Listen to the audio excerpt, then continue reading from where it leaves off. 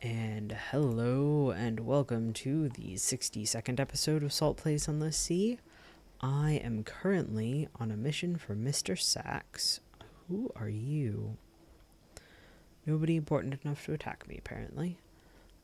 Currently on a mission for Mr. Sachs, headed towards the Avid Horizon, skipping all the ports in the middle.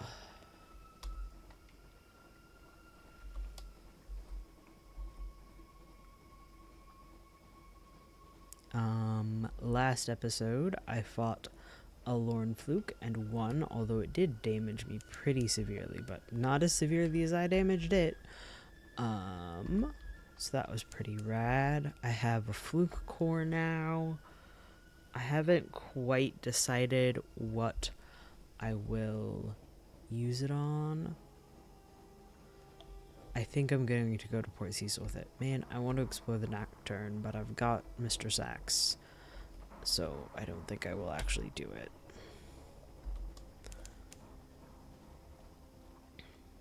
Because he gets grumpy if you do anything else.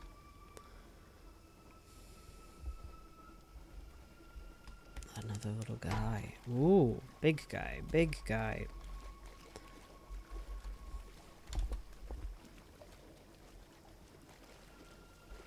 Leave me alone, big guy. Cool. I love having high veils. It's great.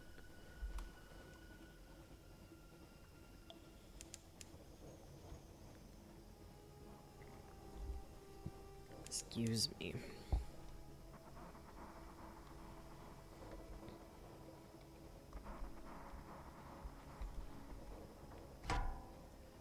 Another Lorn Fluke? Man, I don't want to fight two of you in the same voyage. I'm already a little too damaged. A little more damaged than I would like to be after a fight.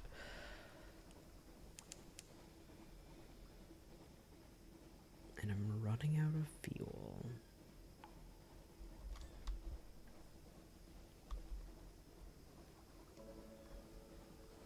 The Avid Horizon.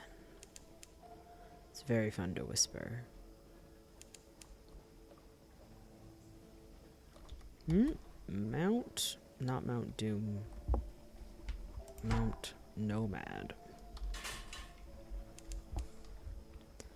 I always want to say Mount Doom every single time I see it.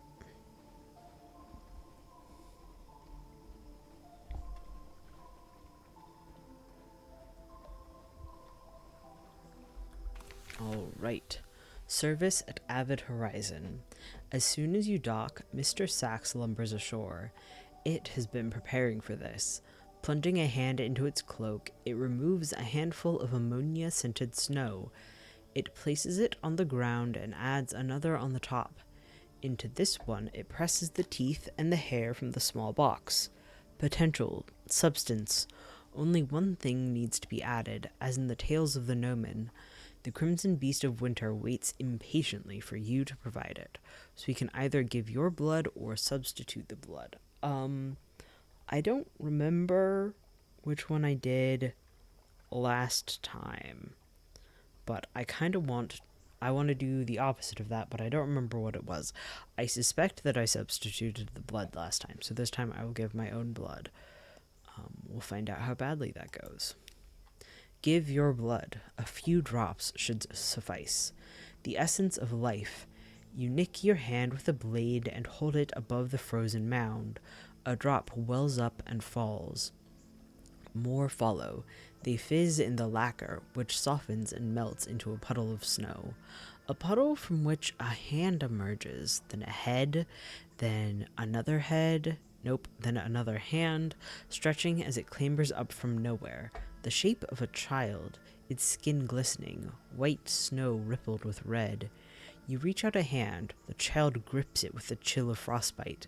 Its legs finally form from the last of the lacquer, and it falls to its new knees, shivering and looking around in confusion. One of your sailors hurries over with a warm blanket. Another smacks his idiot head. Mr. Sachs stares down at the creature, which shivers and hugs itself. Inadequate, Sachs says again. Striding to the sealed gate, it rests a gloved hand against it, basking in the chill. The whisper of a place too cold for gods. Refreshing. Dispose of the mongrels you see fit. Your service is done. Be gone before I change my mind. I don't have a vial of blood anymore. Interesting. Something new will shortly appear in your lodgings. Let's approach the snow child.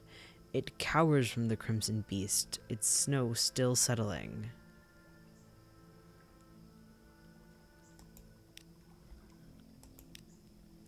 It looks up at you, frightened and shivering for reasons that have nothing to do with cold. Your blood streaks through its ice. Are you taking me home now? Let's ask the snow child about home. It remembers a life on the streets of London. A distant memory. London. London, yes. I wanted to play on the rooftops, but it made Mother cry. She cries a lot, but she says it's not my fault. She'll be worried. Wait, you're not a devil, are you? Mother says to look out for devils. It gives you a suspicious sniff. No eggy smell. You can't take me back, right? I always wanted to go sailing. The snow child looks up at you.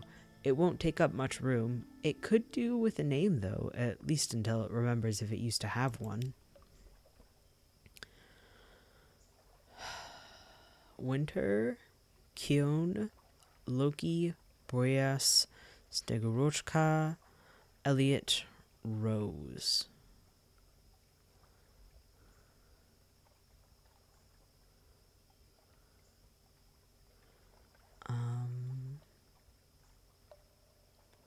I like Boreas, a fitting name for a child of the north winds.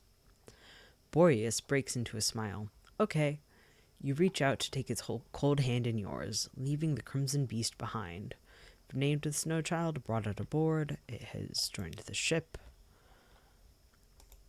Is it an officer? No. Is it in my hold? No, it's just around. Oh, it gives me hearts +1. Interesting. I bet it's not. Yep. That's what I thought. Well, let's do this restless nights really quick. Ignore them, reduce terror a little bit. And then let's gather a hunter's eye and lead the sigil-ridden navigator to a certain dock pillar. I need strategic information to do that. Okay. Where's my navigator notes?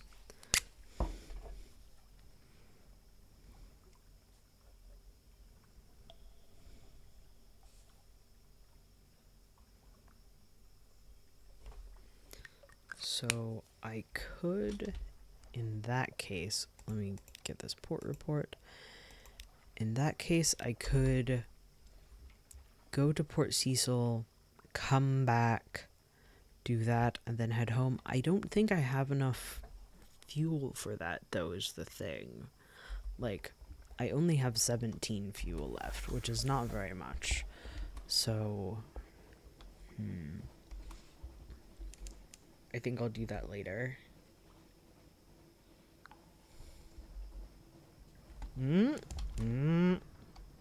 Forgot Mount Nomad was there.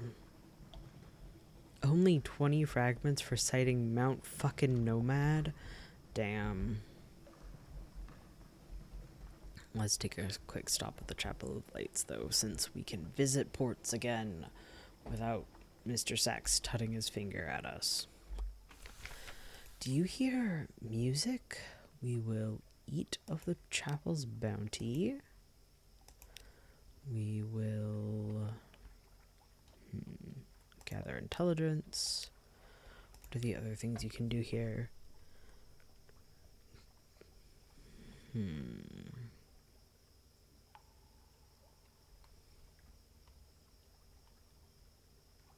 Yeah, sure. Let's attend a service at the chapel. The great bell tolls.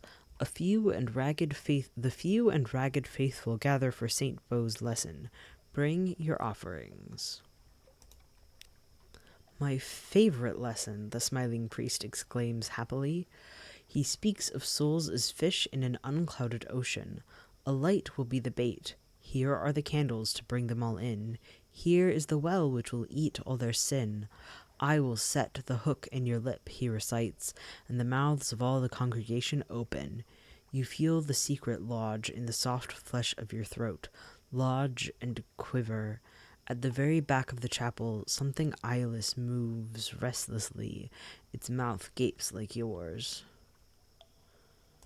Interesting. I was only planning on doing that once, though, because I don't actually have that many supplies, and I'm kind of worried that I'll need to use them for fuel later. So, I'm just gonna do that once and then head out.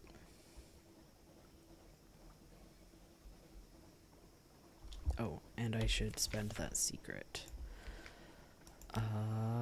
Let's do hearts. Wait just a second.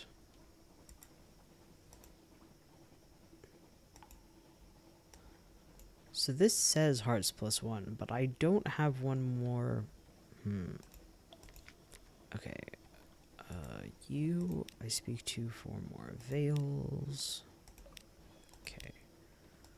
I'm not convinced that hearts +1 is actually happening there. Oh well.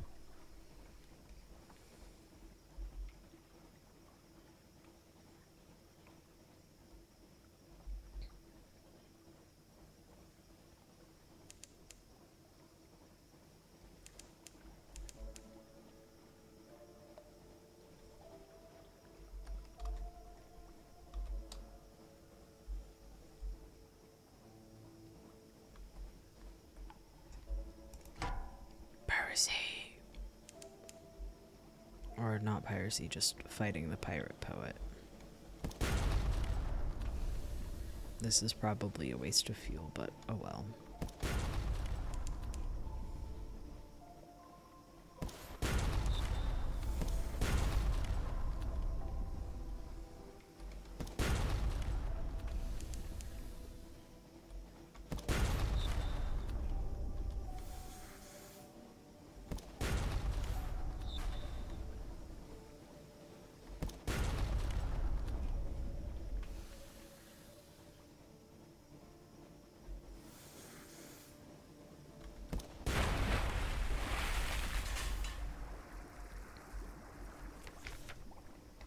Investigate the wreckage. Rescue the pirate poet. Okay. Came out, I think, moot on fuel, but I did get, other stuff, so. Not moot. Yeah, moot. Neither more nor less fuel than I had before I started the fight, I think is how that ended.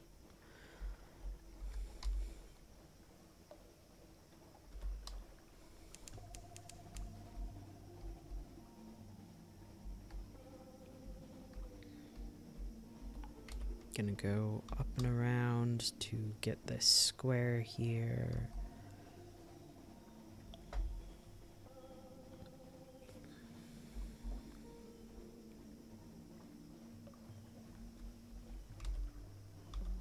Okay.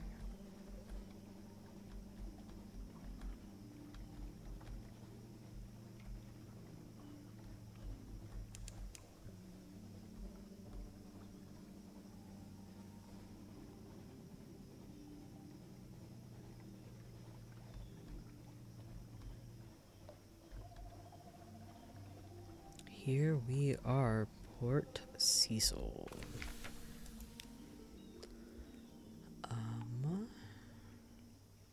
Let's start with a contact in the labyrinth.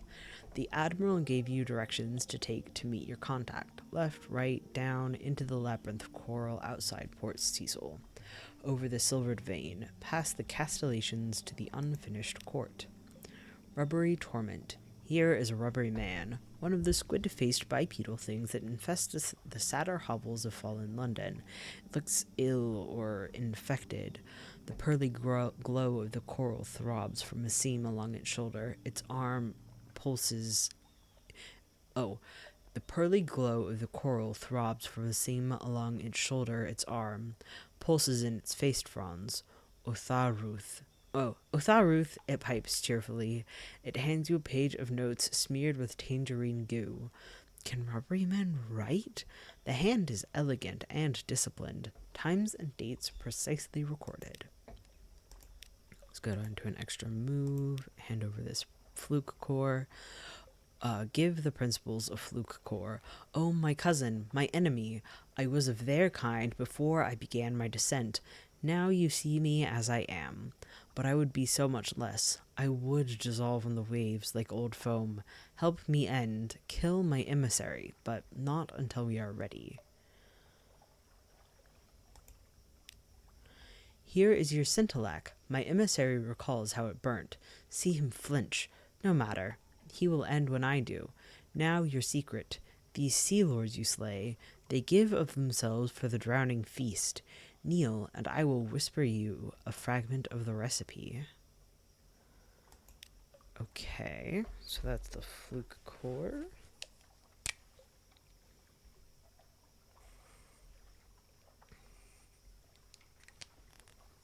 So the principal's end just needs a little flint and heart silver. Let me check that.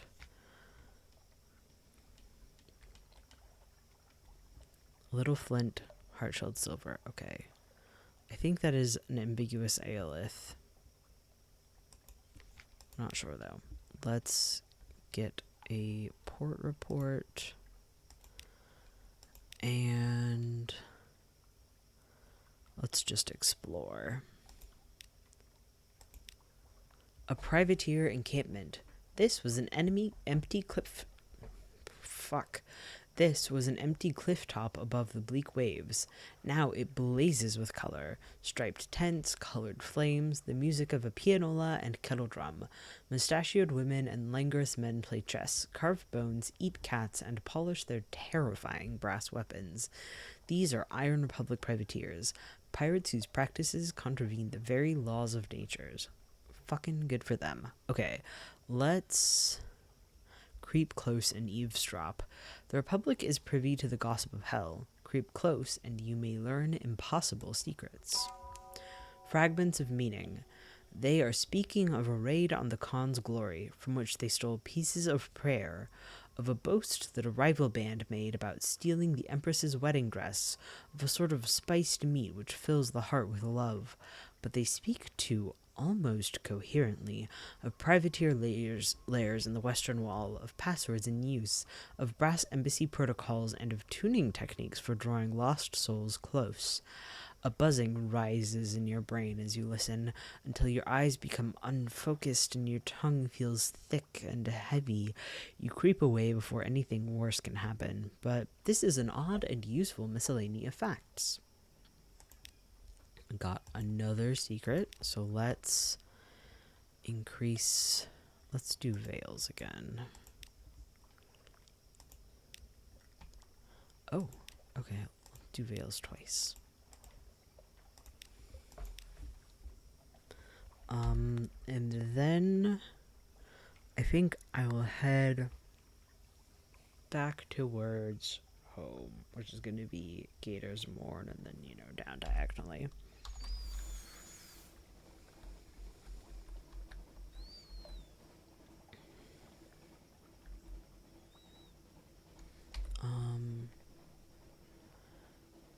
Yeah.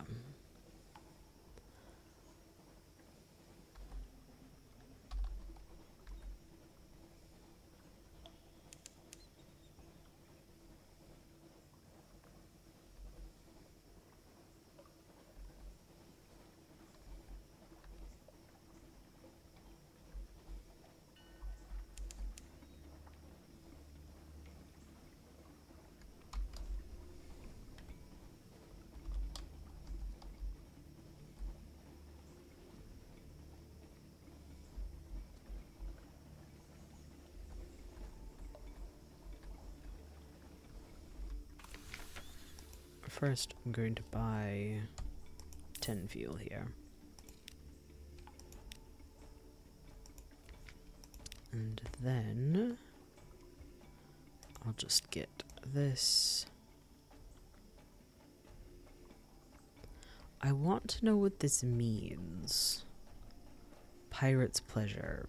Like, what? What is that?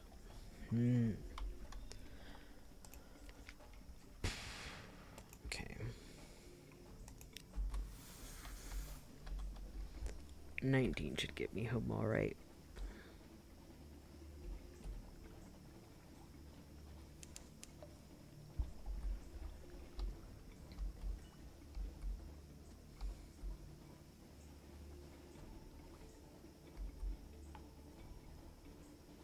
A pirate.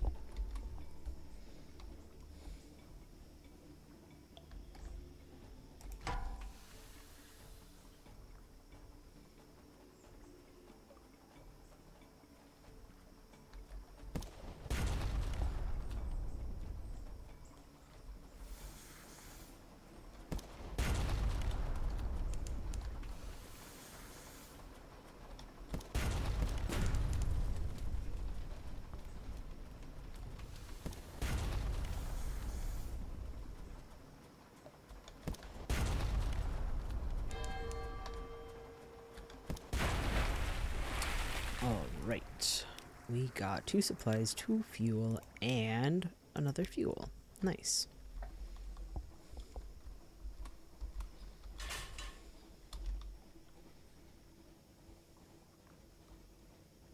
I think I'm just gonna go by Abbey Rock and then south.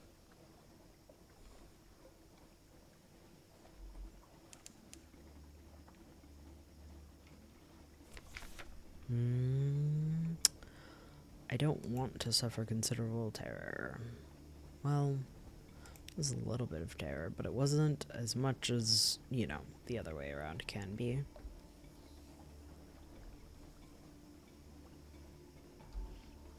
I'm right here. I might as well go to the shepherds, whatever their name is.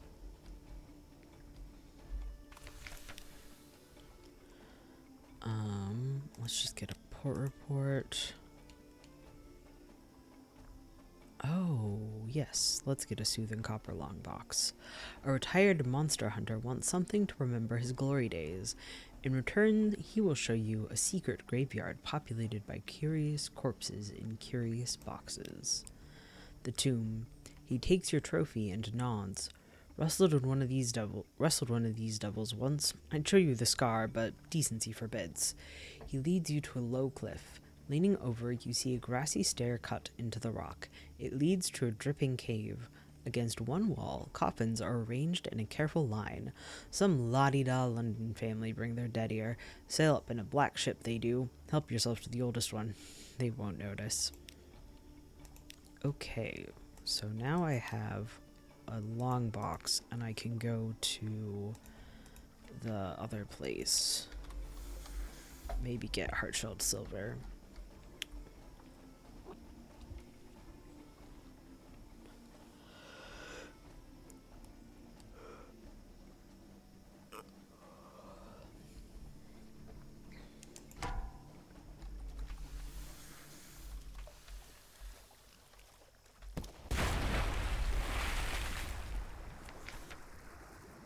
Dissected for knowledge.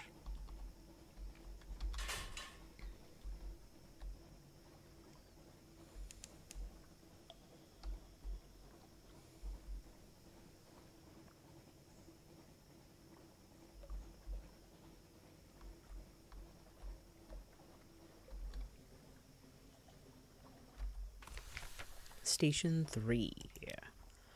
Deliver a long box. The only way past the walls is an unimposing but sturdy-looking triple-locked gate, silvery metal. A sign beside it reads Deliveries. The gate stands open.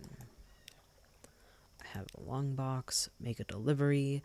There is cargo in the hold marked for this destination. A long, low, heavy box. It'll be fun getting out up the stairs, no doubt. Up a twisting staircase. There's a great deal of grumbling from the crew. The stairs are sharp-edged and wet. The box is heavy, and its contents inclined to shift. After a few slips and a bad bruise to the shin, you resort to placing crew members along the stairs and handing the box along. There's a warehouse at the top of the stairs, but it is not apparently your destination. Another sign points along the narrow path towards the building with the spire. Deliveries, it says, more aggressively this time. Someone in the spired building is singing. The song sets your teeth on edge. Going to carry the box onto the building with the spire. Going the extra distance might mean you can charge more for your efforts. A grudging reward. The path is slippery and lined with mushrooms. There's a squirrel outside my window. Okay. The path is slippery and lined with mushrooms. You and the crew have to stop 7 or 8 times to set down the boxes and blow on your hands. The closer you get, the less the building with the spire looks like a church. The walls are soot-blackened and made of brick. There are no windows, only narrow vents up near the roof. From these, a long, low singing can be heard, a song so cheerful that your crew look at one another and frown. It is the song of someone keeping the monsters at bay. At last, you are close enough to bang on the door. An austere acolyte answers it. She is dressed in black from head to foot. Oh, sorry. An austere acolyte answers it. She is dressed in black from head to foot. Her gloves are thick leather and her goggles are double glass. Leave the boxes at the door, she says to you, and then she turns back toward the building, singing her song. Something about candied kittens and flaming violets and the coming of spring. Judging by the rhyme, she's inventing the words as she goes along. You stop her and explain that you expect your extra work to be rewarded. She makes a grudging gesture, but complies. The austere acolyte directs the arrangement of the long box in the room under the steeple. There are many other boxes there already, stacked in rows, 3 or 4 times as many as you have brought. In another corner of the room is a pile of wood from previous boxes already emptied and dismantled. Singing to herself about a mountain upholstered in velvet, she takes her crowbar to the box. The corpse inside is permanently dead, in a way that the dead of London often are not. Not a drowning, not a tomb colonist, but not coming back either. It looks pale and ordinary, except for the slight distension of the skin over the breastbone. Gently, the acolyte presses there and nods, singing about tulips embroidered with yellow floss. She lifts the body onto a marble slab. Without pause in her lyrics, she prepares a scalpel. Your presence does not seem to bother her. I'm gonna watch with medical interest. Whatever she's about to do, it's sure to be anatomically informative. Excellent precision. The austere acolyte makes an incision over the distended place on the body, laying bare a heart-sized sphere of silver metal. It has grown there, apparently over many years, because the ribs of the corpse have curved around it without cracking. She has to break two of the ribs now to take out the ball. Behind it, the heart is intact but bloodless, its color a milky gray. She notices you watching and halts her song just long enough to say, they do not always grow in the same place, but over the heart is the most common. With a giant nutcracker, she cracks the sphere, and another sphere inside that, and another. Finally, in the center, she comes to something heavy, small, and black. She lifts it out with tongs and looks at it through her goggles. The song falters, but she manages to keep humming, though the words are lost. She puts the black and heavy thing into a jar marked with a word of the correspondence. She closes the jar and seals it with red wax. Finally, when the corpse is removed again and the marble slab wiped clean, she comes to pay you. Though she doesn't offer any further comment, she seems pleased by your careful attention during the autopsy, and almost smiles when she makes her payment. A pleasure, she says. Return another day. I may have something else for you. Okay, so I didn't get heart-shelled silver for that, but that's fine. I'll do that next time I come by here. That's fine. What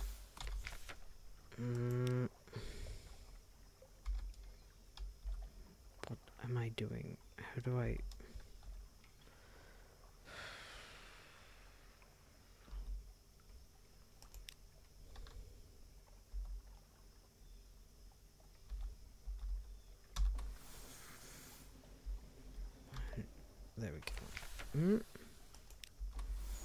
Okay. Oh, that was confusing. Just consistently failing to press buttons.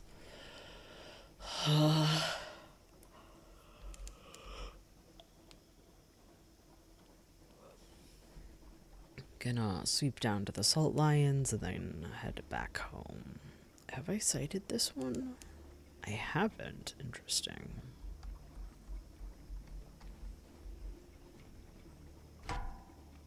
I don't really want to fight anymore.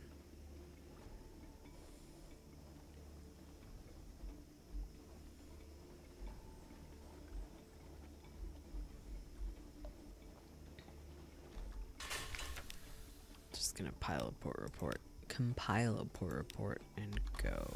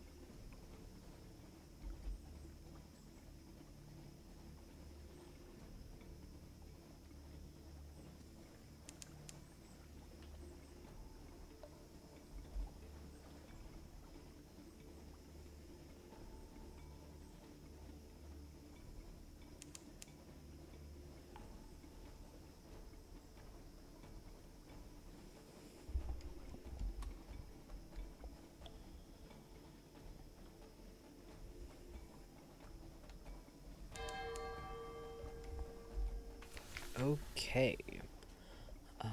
An inspection by the Ministry of Public Decency. Some things are too illegal for the Customs Service to admit the existence of. The Ministry are here looking for those. So you can either have some gentle encouragement for 500 echo, or maybe hide it. I'm just gonna try to hide it. I'm sure this won't go badly. Failed. Yep. Oh, and I lost 500 echo. Damn. The duty officer uncovers your shipment with ill-concealed glee. She confiscates it, ostensibly for destruction. She puts a thick black mark against your name in her ledger and demands a stiff fine. Damn, that is pretty bad. Okay. Well.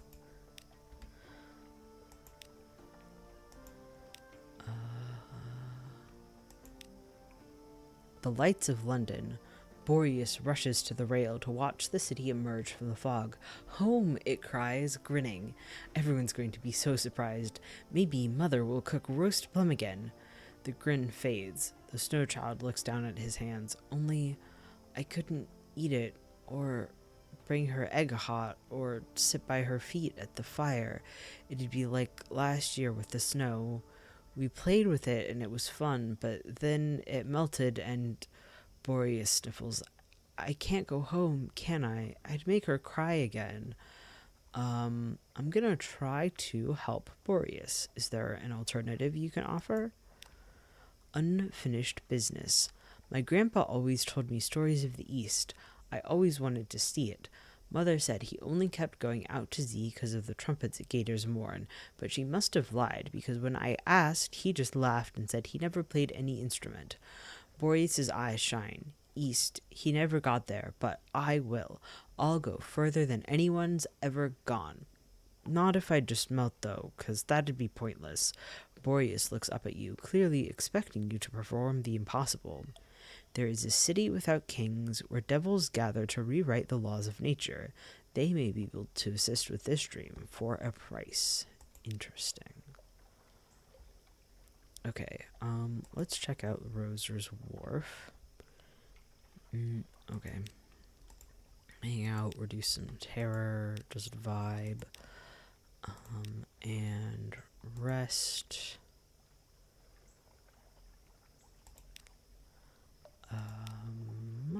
I'm gonna keep the strategic information for the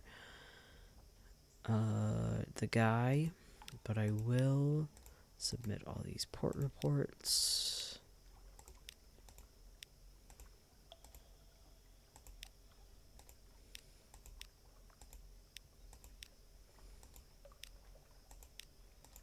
Yeah, damn it. I didn't do it. Okay, that's good.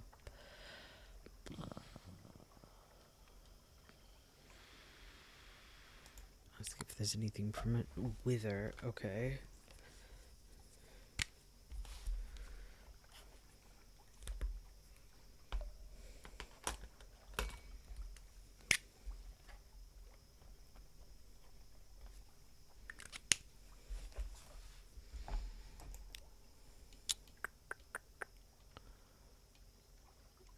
Leave that there. Is there anything I want to do in London? What do I want to sell? I don't think there's anything. I guess I can sell the scintillac. And maybe this fabrics? I'm definitely going to sell the scintillac.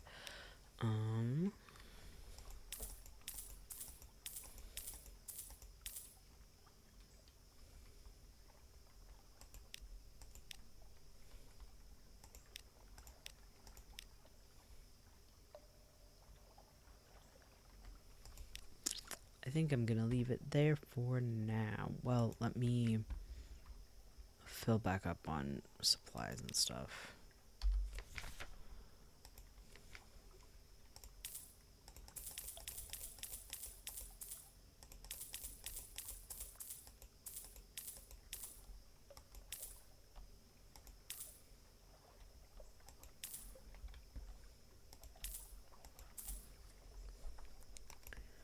Okay. I think with that, I'm done with this recording.